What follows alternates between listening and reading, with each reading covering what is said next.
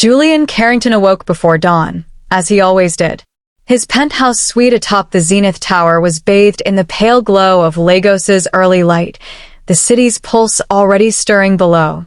Silk sheets slipped from his sculpted form as he rose, muscles tensing beneath his bespoke Armani suit laid out on a marble chaise. A hush fell over the city as his personal butler, Odyssey, slid open the curtains to reveal the sprawling skyline, gleaming towers, whispering palms, and the restless Atlantic stretching beyond. In the bathroom, Julian submerged himself in the oversized soaking tub. Steam curled around his chiseled jaw as he reviewed the day's agenda on a floating holographic display, a 7:30 a.m. private jet departure to Abuja, an 11 a.m. meeting with the West African Investment Consortium, lunch with politicians, a charity gala at the Victoria Island Museum. After a brisk shower under raindance jets, he donned his navy pinstripe suit, the gold lapel pin of his Carrington Global Group glinting at his heart. By 6:15 a.m., he was downstairs, sipping a custom-blend Ethiopian espresso on the glass-walled terrace overlooking the Lagos Lagoon. He sampled a fresh croissant, flaky, buttery. While reviewing stock tickers, CGG shares had climbed 1.8% overnight. He tapped a finger to his temple, speaking softly into a discreet earpiece.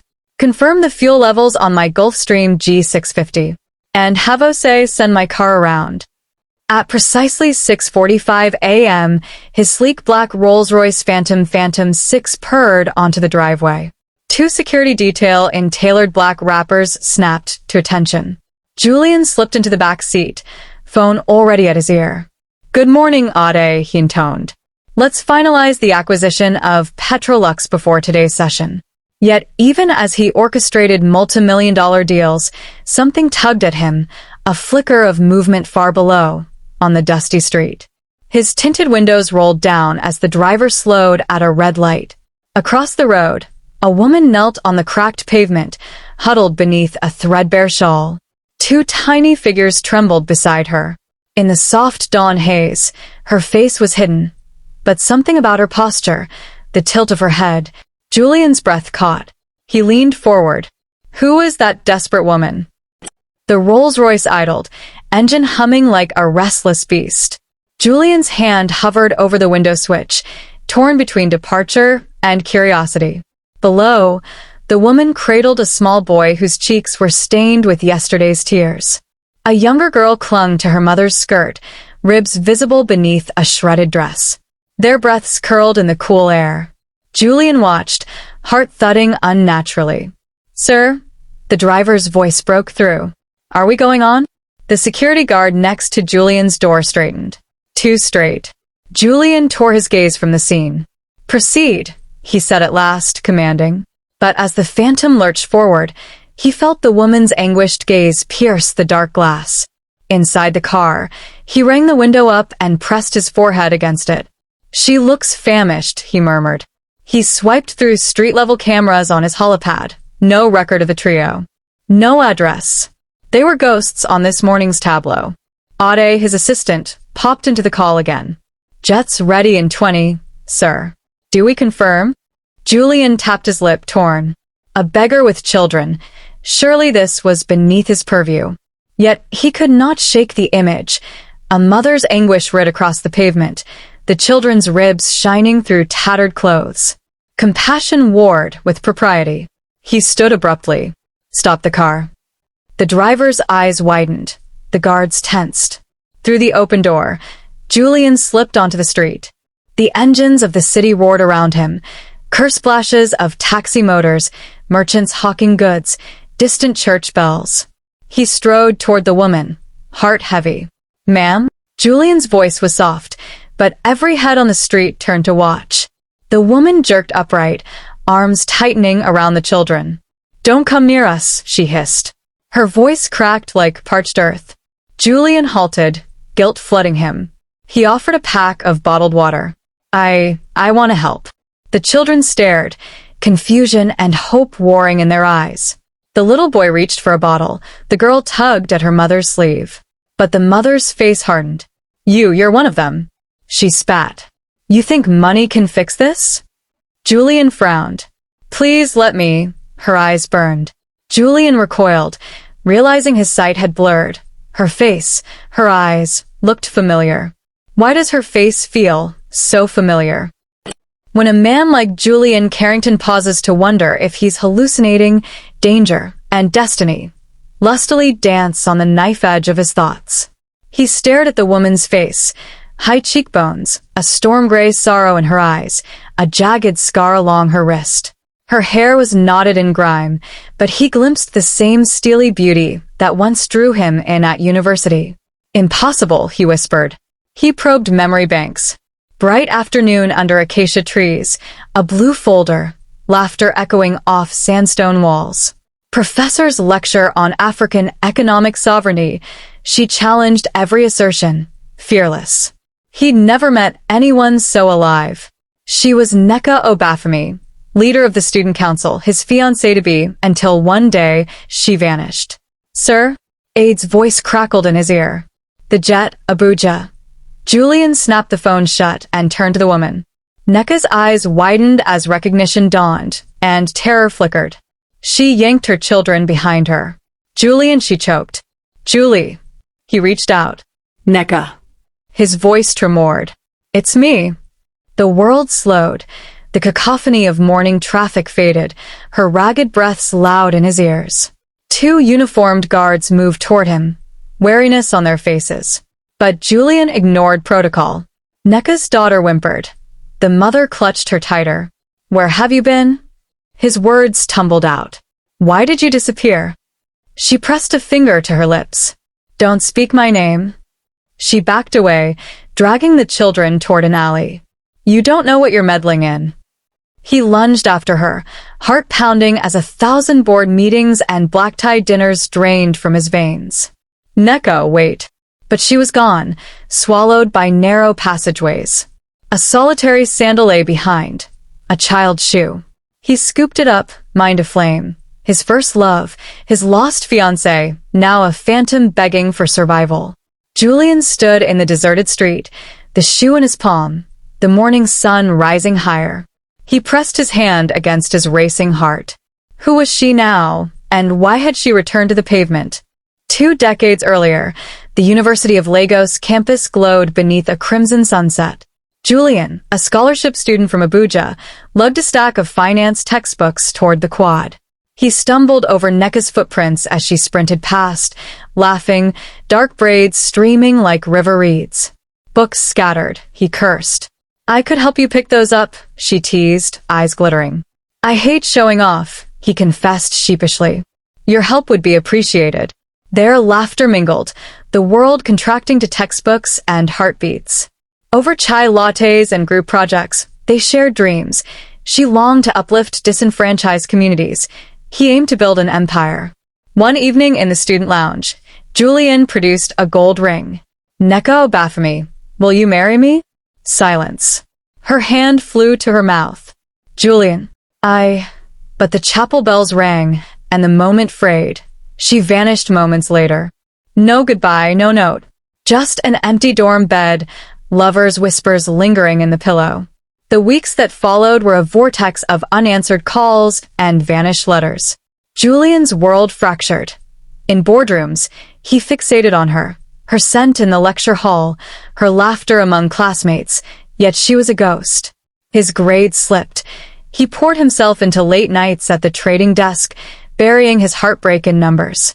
Shadowed by ambition and guilt, he graduated magna cum laude, left Lagos's leafy avenues for London and New York, building Carrington Global Group from scratch. Yet each accolade, each skyscraper, felt hollow without her by his side. He stored her ring in a steel vault, vowed to search for her once he controlled the world. Dawn's warmth bled into the alley where Nneka and her children crouched among debris. Julian tracked her here, heart thundering like tribal drums. He saw her silhouette, tall, proud even in rags, as she placed the shoe on a battered crate. Nneka, he murmured. Please. She whipped around, face contorted with fear. Who are you? She demanded, voice ablade. The children clung to her skirt, eyes wide. He hesitated, words caught in his throat. It's me, Julian. No reaction. Only horror. She backed toward a stack of cardboard boxes. You don't know what you're playing with. He lowered his hands. I want to help. Tell me where you've been. Tell me why you left. She cut him off, eyes hard. You wouldn't understand. Her jaw trembled. Not even now. The alley seemed to close in, trash-strewn walls pressing toward them. Rain punctured the silence miles away. He took a slow step forward. Neka, I'm not the man you knew. I've changed. Her laugh was bitter. Changed? You're still Julian Carrington, the golden boy. She spat. You have your empire. I have this. She gestured to the children, their hollow cheeks.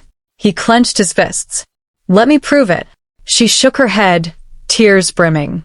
I left because of you. And because of me. You never asked the hard question. A crack of thunder rattled the sky. The one I was too scared to answer. He swallowed. What promise? Her eyes darted to the sky as first drops of rain spattered the ground. Promise me you'd never look for me, she whispered. That you'd forget me entirely. His chest tightened. Why? She slipped through a gap between boxes and vanished into the backstreets, her children following like shadows. He lunged after her, but boots splashed in muddy water, and the echo of her footsteps faded. On the wet pavement lay his unopened briefcase, gone. Julian stood alone in the alley, rain soaking his tailored suit, the unspoken question burning on his lips. What secret is she hiding? The next morning, Julian awoke with a vice in his chest. Last night's confrontation with Neka pulsed behind his eyelids, her terrified eyes, the way she'd slipped through his fingers into the maze of Lagos's backstreets. He paced his penthouse study, scanning news feeds. No mention of a homeless mother and her children, no hint of where she'd gone. Every fiber of his being urged him to find her. At first light, he dispatched his most discreet resource. Ade, his assistant, and Kaori, a private investigator versed in the city's underbelly. Locate her, he commanded. No public footprint. She's off-grid, but she left a trace. Hours later, Kaori reported a sliver of hope. A low-quality CCTV clip from a street vendor's camera showing Neka slipping into an unmarked building near Alaba Market.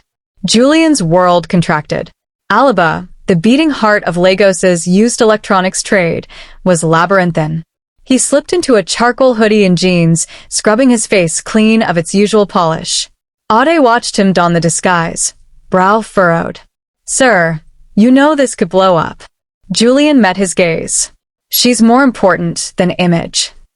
They navigated clattering stalls, rows of flickering monitors, cables coiled like serpents, the air thick with solder fumes. Julian's pulse raced as he approached the building, an aging two-story block with a barred gate. Kaori picked the lock. The door creaked open. Inside, dust motes floated in a shaft of sunlight. A single door stood ajar, voices murmuring within. Julian tiptoed in. Papers littered a battered desk. An overturned chair lay on its side. In the corner, a battered duffel bag drooped. His heart hammered. He sank to his knees and unzipped it. Inside, a blanket, a few plastic bowls, and atop them, a water-stained notebook, its leather cover cracked. His initials, JC, were embossed on the spine. How, he breathed. His fingers trembled as he flipped it open. The pages were filled with spidery handwriting, sketches of storefronts, crossed-out addresses, lists of names. At the back, a folded photograph peeked out. A younger Neka, radiant, the rain-dampened university quad behind her, smiling as she held his hand. Neka, his voice was a whisper. She appeared in the doorway, two small shadows clinging to her legs. Her face was drawn tight. Her eyes reddened. Put that down, she said, voice low but steeled. You have no right. Julian rose slowly, heart in his throat. You kept this after all these years. His voice cracked. Why? She crossed her arms, glancing at the children. That book is all I have. A sob caught in her throat. She turned away, pencil in hand from the duffel's interior pocket. You'll read what I wrote, but you won't like it. He opened to the first page. Scrawled words, Promise me you'll never come for me. Promise me you'll protect our children. Even from yourself. His breath caught. His world spun. He looked up. Neka's silhouette blurred in his vision. What dark secret had driven her to carry his initials like a curse, and what nightmare would unfold if he finally read the last page? Rain hammered the streets of Lagos on the night of their last encounter, 10 years ago, but etched in Julian's memory like yesterday. He was a rising financier in London, home on a rare visit, and Neka had called him. "Meet me at the old chapel," she'd rasped. He'd raced across the city, through monsoon skies, fearing for her safety. The chapel's stained glass windows glowed amber in the darkness. Neka waited beneath a broken pew, clutching her notebook and trembling. Julian's tailored shoes clicked on the wet stone as he approached. "Why here?" he'd asked, rain soaking his coat. She lifted her chin, eyes fierce. "I need you to promise me something." He knelt beside her. "Anything." She pressed the notebook into his hands, pages damp with rain, and laid her palm flat on top. "You must promise me. If you ever find me again, no matter what you learn, promise me you'll walk away. Promise you won't use your power to drag me back into your world." He blinked, confusion warring with love. "Why would I?" Her tears fled along the curves of her cheeks. "Because I'm in something dangerous. Because her voice broke. She looked skyward, rain beating her hair into wet strands. "I'm trying to protect you and them," she whispered, nodding to her belly. "I carry a secret, one that could ruin us both, and it's not safe." Julian's heart squeezed. "Neka, look at me." She did, anguish in her eyes. "You owe me that much," she said. "And then you'll never see me again." He seized her hands. "I promise. But let me help." She shook her head. "No," she said fiercely. "I've lost too much. Just promise." He closed his eyes, sorrow slicing through him. "I promise." She faded into the night, vanishing like a dream. He searched every corner, every hospital, every church, but never found her. He told himself the promise kept him sane. Yet today, he cradled her notebook in his hands, realizing that the very vow meant to protect them had become a rift, one he'd unconsciously honored by not showing up for his own children. Back in the market hideout, cold sweat beaded Julian's brow. Neka stood, hunched with exhaustion. "I told you not to read it," she rasped. He met her gaze, voice steadier than he felt. "I need the truth." "What secret were you hiding?" She swallowed. "Open to the last page." With trembling fingers, he turned each leaf. Scrawled maps, lists of coded names, dates underlined in red. As he reached the final page, a single line jumped out. Project Aurora, Neka Obafemi, pregnant with Julian's child, must disappear by June 15th, 2015. Underneath, a smudge of what looked like blood. Julian looked up, horror freezing his blood. Neka's shoulders slumped. "I had to vanish," she whispered. "They were coming for us." He swallowed hard. "Who? What is Project Aurora?" Before she could answer, a distant shout echoed through the dusty corridor. The children stirred, fear in their small faces. Julian's heart pounded. The notebook trembled in his grasp as footsteps approached. What shadowy forces had driven Neka to vanish with his unborn children, and what fate awaited them now that her enemies could still be watching? The two kids were silent as specters, eyes wide in the dim light. The little girl, Amelie, brushed a strand of matted hair from her face. "Mama, I'm hungry," she whispered. The younger boy, Ikenna, shivered in a threadbare t-shirt. Neka's heart twisted. She crouched beside them, arms wrapping them close. "Soon, my loves," she murmured. "Just a little longer." But Amelie's stomach rumbled louder than her mother's soft promises. Julian watched from the doorway, hoodie drawn tight, identity hidden. Guilt surged through him. He could buy the entire market in cash, yet here they were, starving. He stepped forward. "Here." He held out 2 crisp notes and motioned to a nearby vendor. Neka's head snapped up, panic flaring in her eyes. "No," she hissed, rising protectively. Ikenna reached for the money. Amelie's eyes lit with hope. The vendor, a weary man with a salt and pepper beard, gestured at steaming plates of jollof rice and akara. Julian's heart thundered. He hadn't planned to reveal himself, but standing here, seeing Neka's children in such need, his carefully constructed world blurred. He slipped a hand into his pocket and produced his platinum card. He tossed it to the vendor. Food for them. 2 plates now. And spare water. The vendor's eyebrows shot up. He scanned the card, then locked eyes with Julian. Very well, sir. He disappeared inside and returned with 2 fragrant plates of rice, beans, and plantains, plus bottled water. Amelie's face bloomed with gratitude. She hugged the plate, her small hands trembling. Neka's jaw clenched. You shouldn't help us, she whispered fiercely. It will put us in danger. Julian crouched beside her. I can't stand by. His voice was ragged. I'm not the man I was. She stared at him, assessing. If you want to help, you must go. Tears welled in his eyes. He looked at the children devouring their meal. Amelie glanced up, mouth full, and offered him a piece of fried plantain. Mister, thank you, she mumbled, crumbs on her chin. His breath caught. Would he step forward and risk everything to protect them, or obey the promise that had haunted him for years? Before he could answer, a shout rang out from the market entrance. Voices shouting in Yoruba, questions about a stranger handing out cash. Neka grabbed the children and bolted toward a narrow corridor. Julian hesitated, then followed, torn between saving them and preserving the secret he'd vowed to keep.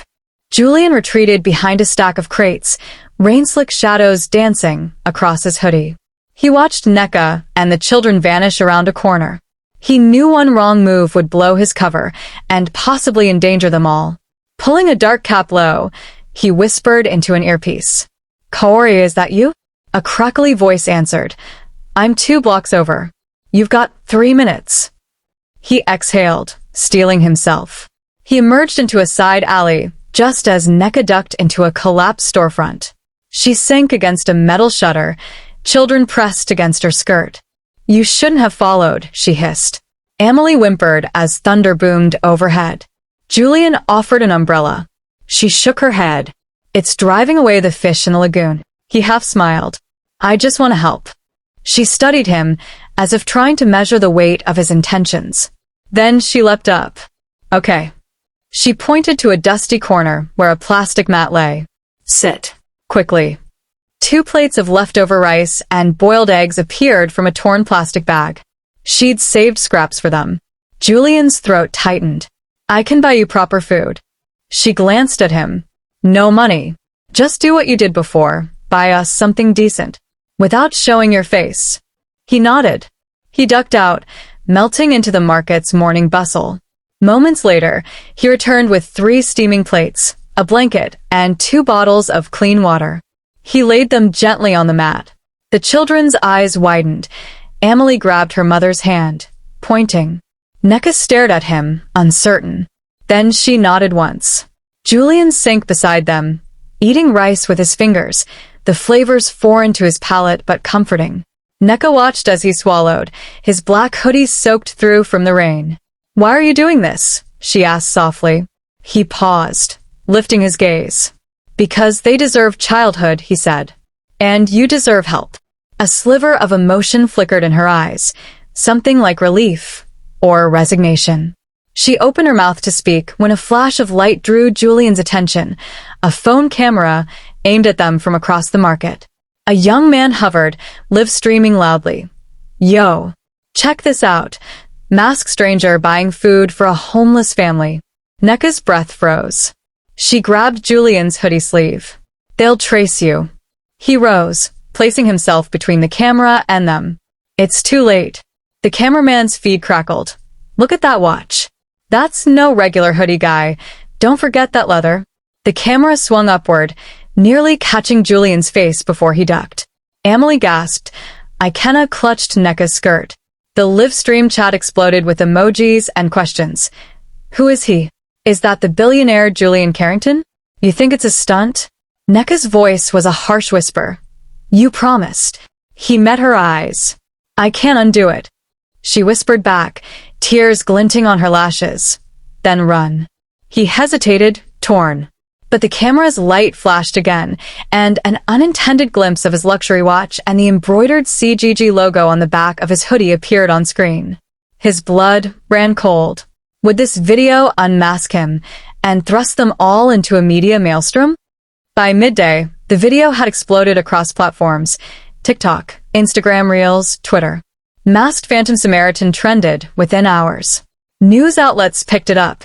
Mysterious benefactor feeds homeless family in Lagos market, blasted across websites. Comments ranged from heartwarming to corporate PR stunt. Many guessed it was Julian Carrington himself, citing his recent absence from the public eye. In his high-rise office, Ade stared at monitors, displaying the frenzy. "Sir, this is trending worldwide. Hashtag trending #1. Julian leaned over, face pale. The video paused on a frame showing the gleam of his platinum watch and the faint CGG logo. Ade swallowed. "We can have it taken down. Contacts at the platform will comply." Julian closed his eyes. He thought of Amelie's grateful smile, Ikena's hopeful glance, Neka's fierce determination. "No," he said quietly. "Let it run." Ade's jaw dropped. "But sir, your image, public relations."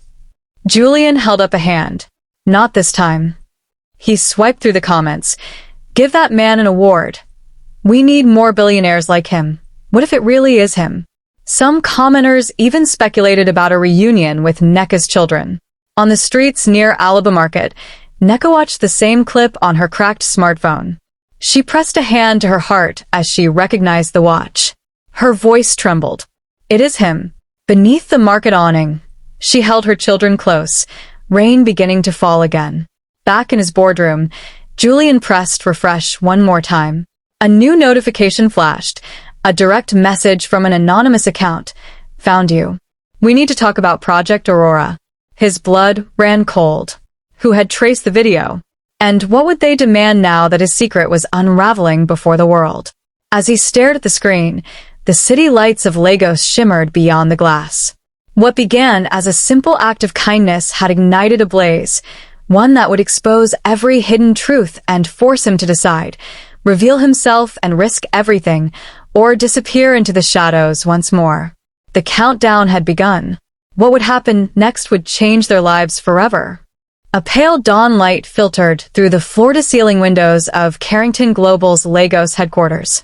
In the cavernous boardroom, 15 analysts and communications executives sat glued to a wall of screens, each looping the same viral clip: a hooded figure handing steaming plates of jollof rice to a homeless mother and her 2 children.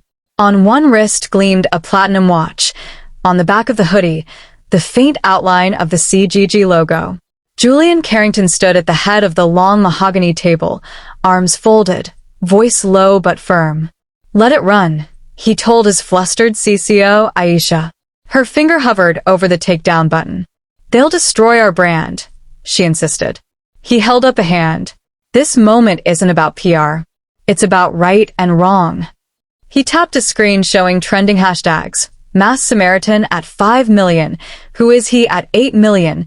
Julian Carrington at 3 million. We can't control what people say online. We can only choose how we respond. At that moment, the door swung open. Ade, his trusted executive assistant, slipped in, face pale. "Sir, you have a direct message on your personal line." "Anonymous account." "It says," he swallowed, "Project Aurora wasn't your idea.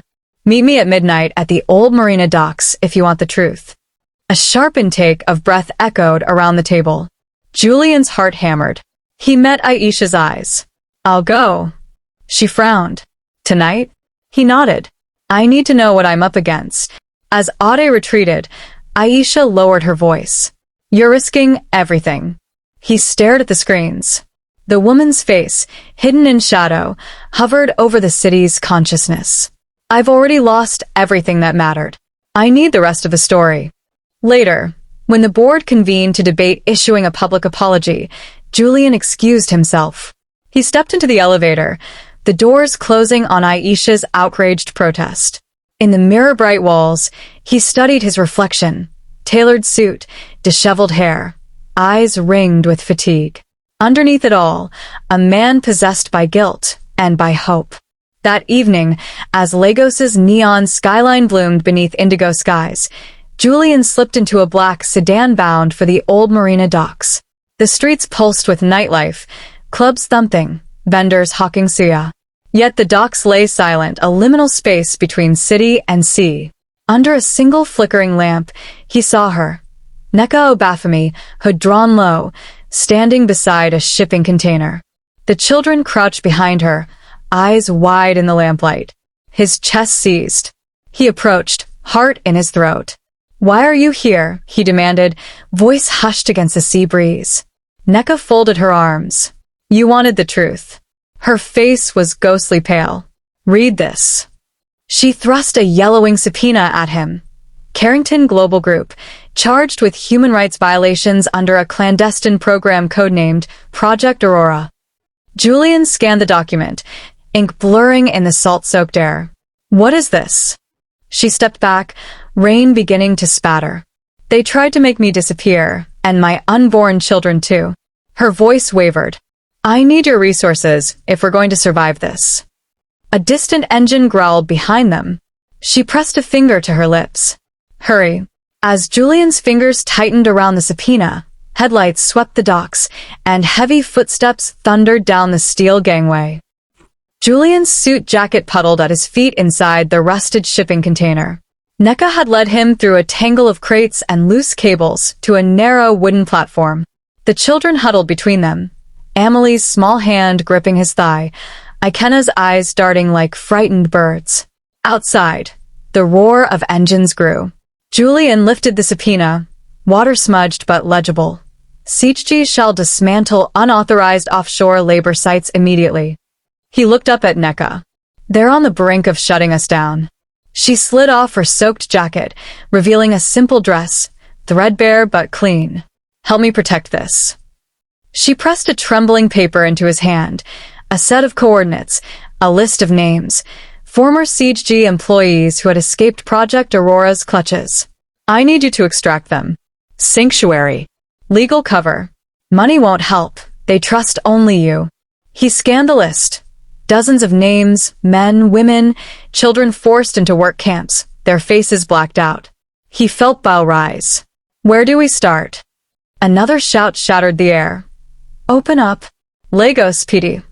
Flashlight beams stabbed against warped container walls. Nneka's jaw clenched. "They're on their payroll."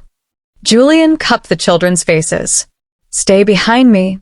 He slipped the paper into his pocket, turned to Nneka. "What about the board?" "They'll come after me." She shook her head. "By the time they know, we'll be gone. You have one night to do this, or they bury every trace." Outside, locks clanged. Julian exhaled. "Tell me what you need first." Her eyes filled with tears. "Safe passage for the whistleblowers. A lawyer who isn't paid by CGG. Food and shelter for the families. And one more thing," she swallowed. "A public statement from you. On your terms, not theirs." He nodded, voice grim. "I'll mobilize everything. But first, get the kids somewhere safe." He knelt, brushing a wet curl from Amelie's forehead.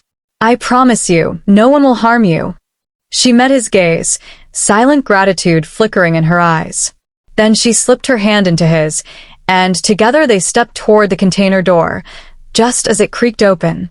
The beam of a flashlight found them, and a familiar silhouette stepped into view. Ade, his face drawn, gun raised at Julian's chest. Inside a concealed safe house, an abandoned warehouse repurposed by Kaori's underground network, Julian flicked on a single lamp.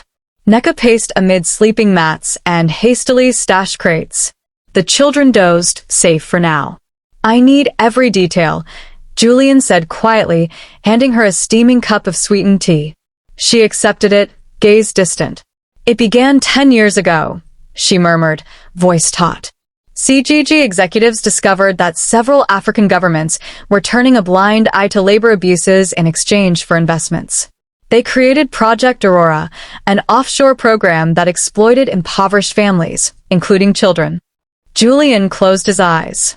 The memory of the subpoena flashed in his mind. "I signed off on an annual report," he whispered. I thought it was for infrastructure bonds. She nodded. They buried the clauses deep in appendices. You never saw them. She pulled a dossier from her jacket.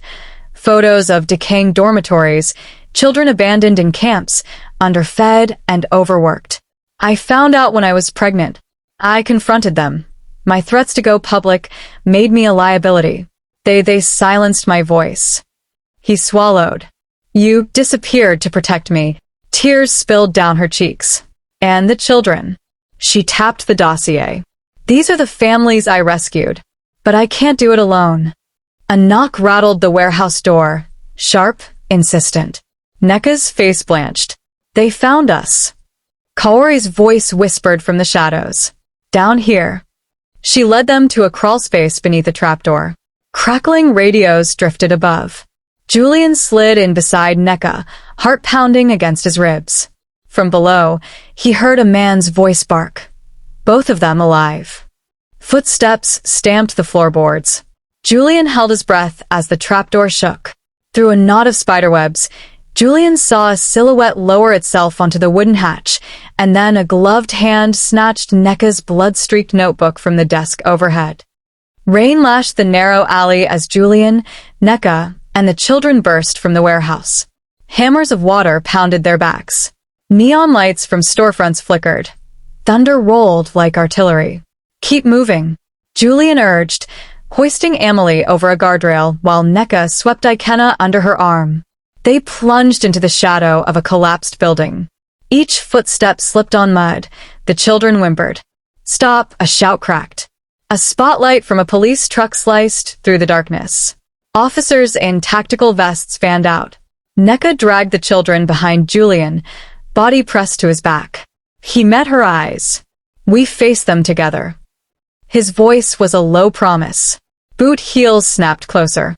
The officers raised rifles. Julian raised his hands. I'm Julian Carrington, he called, voice amplified by adrenaline. I've come to expose Project Aurora. Silence. The officers hesitated. One sensing an opportunity leveled his barrel. Hands where we can see them now. Neka shouted. No. She stepped between Julian and the officers, arms wide. He's telling the truth. Rain drummed on her hood. A flash of lightning revealed a form perched on a rooftop. A shot cracked. Ikenna screamed. Amelie clutched Julian's leg. Julian dove forward, shielding Neka as a bullet crashed into the metal doorframe. They scrambled down the alley, one of the children slipping. Julian scooped him up and vaulted a chain-link fence. On the other side, a battered sedan idled, Kaori's signal. They tumbled in.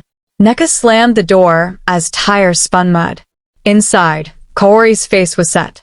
I'll lose them, she told the driver. Now. As they sped away into the storm, Neka stared at Julian, drenched and trembling. You promised to protect us, she whispered. He met her eyes, lightning illuminating his resolve. I will. 12 hours later, Julian sat alone in a small broadcast studio hidden deep beneath the city. The children's soft snores drifted from an adjoining room. Neka stood by the control board, watching monitors. On the screen before Julian was his own face, poised, solemn, and underneath, text scrolled. Live. Julian Carrington breaks silence on Project Aurora. He inhaled. Good evening, he began, voice steady despite the storm of nerves. I am Julian Carrington. Today, I confess, I inherited an empire built on silence and on the suffering of innocence. For 10 years, I turned away from whispers of wrongdoing. I signed documents without reading them. I profited while children toiled.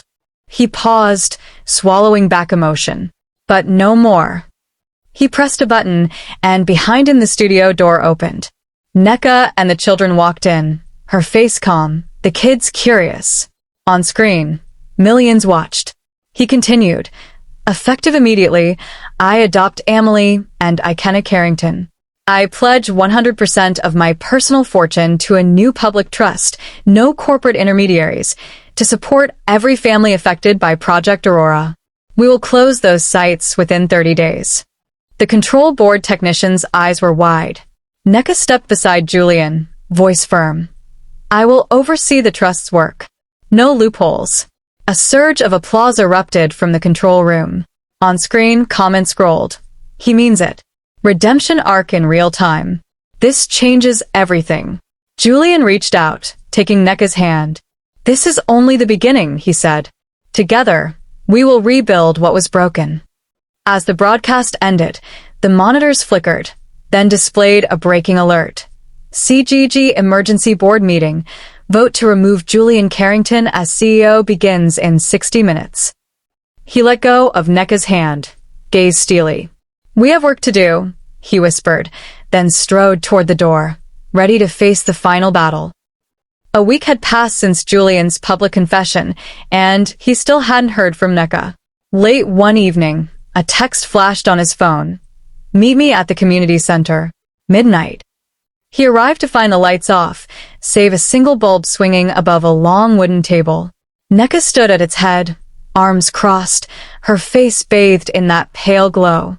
Your speech was grand, she said, voice low, but words won't save them. She pulled a folder from her satchel and slapped it onto the table.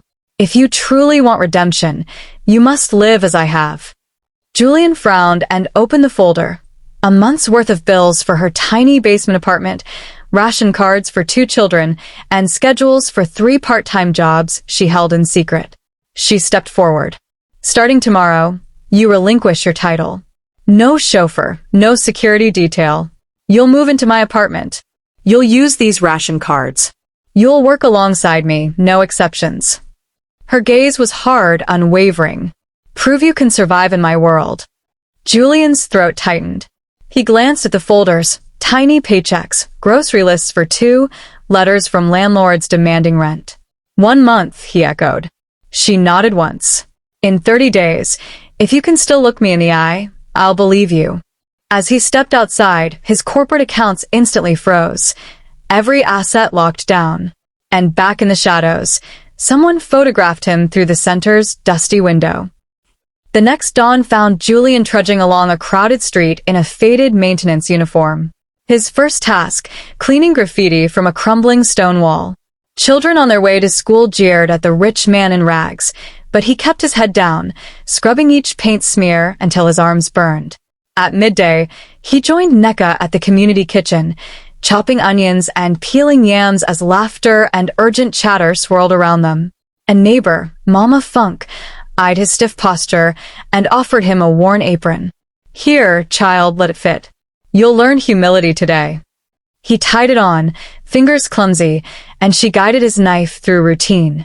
During a break, he sat on a low stool as Neka taught him how to haggle at the open-air market. Your grandfather never taught you this? She teased. He managed a half-smile. My world was buttoned-up boardrooms and auctions. She handed him 2 empty bowls. Now fill them. Rice stew. Enough for 50. That evening, as he washed pots by the kitchen sink, Neka slipped him a note. Dinner, 8 p.m., old bookshop on Abebe Village Road. He tucked it into his pocket, heart fluttering. When he arrived at the candlelit shop, he found not Neka but a stranger waiting, holding a sealed envelope stamped with Julian's initials. Inside the dusty bookshop, the stranger, a thin man in wire-rimmed glasses, handed Julian the envelope. From her, he whispered, disappearing into the stacks. Julian tore it open to find tickets for a local fundraiser. Rebuild our school, with his name as honorary chair. Beneath the tickets lay a single line. They're counting on you. The next morning, Julian stood before a semicircle of volunteers, all wary faces from the neighborhood. Let's start laying bricks, he said. His first brick weighed like guilt itself. Under Neka's watchful eye, he mixed mortar, hoisted blocks, and learned neighbors' names. Chinyere, Emeka, Olu. With each brick, he felt an unexpected pride. During lunch, Mr. Attaboy, the elderly caretaker, slid a bowl of stew across. You're doing good, he said, voice cracking. Julian bowed his head. I'm just learning. The children darted around his feet, giggling when he stumbled. Amelie tugged at his pant leg. Papa Julian? He ruffled her hair. Her smile warmed him through and through. That evening, as dusk painted the sky, Two plainclothes officers approached the worksite. Julian Carrington? One asked, flashing a warrant. You're under arrest for misappropriation of CGG funds. NECA dropped her trowel and lunged forward. Julian dove for the warrant, but in the scuffle, he spotted the scene. The officers' badges bore the CGG logo. Unfazed by the arrest attempt, Julian raised his voice. I authorize every naira spent here. These bricks are paid for with my assets now in trust. The officers hesitated, then lowered their notepads. A murmur rippled through the crowd. He's one of us. NECA stepped forward, voice firm. He's earned this. She produced Corey's secret recordings, CGG executives admitting the offshore schemes. With her testimony and Julian's trust charter in hand, the officers backed away. Neighbors cheered as the final bricks sealed the school's main hall. At sunset, Julian climbed onto a makeshift stage, the neighborhood's children forming a choir behind him. He looked out at faces lit by torches. Today, we built more than walls, he said. We built hope. The crowd erupted. He wiped sweat and tears alike. Later, NECA found him alone, watching embers rise from the bonfire. She handed him a small wooden box. One last thing, she whispered. He opened it to reveal a simple key and an address scrawled on a scrap of paper, Zenith Tower, Penthouse Suite. As he pocketed the key, distant sirens wailed. Her final challenge was about to begin. Under the crystal chandeliers of his abandoned penthouse, Julian inserted the key into a gilded safe. Inside lay the deed to Carrington Global Group's headquarters. He pressed live on his personal channel, pale morning sun streaming through floor-to-ceiling windows. Today marks the end of one journey and the beginning of another, he declared to millions watching. Behind him stood NECA, Amelie, and Ikenna, their faces steady.